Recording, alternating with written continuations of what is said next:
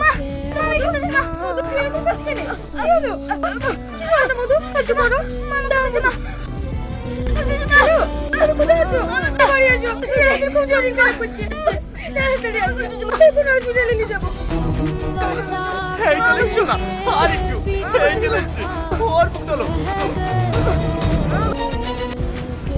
দাও বাবুকে আমাকে দাও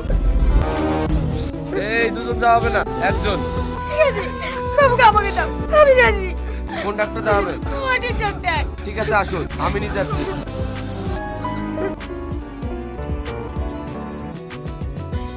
ম্যাডাম আমার ছেলে দেখুন, আপনার ছেলের হাতে একটা ছিদ্র আছে। 48 ঘন্টার মধ্যে যদি অপারেশন না করা হয় তাহলে আপনার ছেলেকে বাঁচানো যাবে না। অপারেশন করতে কত টাকা খরচা হবে এই ধরুন 4 থেকে 5 লাখ মতো। 5 লাখ টাকা ম্যাডাম আমার ছেলেটাকে বাঁচানোর জন্য আর কোনো রাস্তা নেই এত টাকা আমরা কোথায় পাবো সেটা তো আমি বলতে পারবো না। আপনি যদি আপনার ছেলেকে বাঁচাতে চান ইমিডিয়েটলি টাকাটা জমা করুন।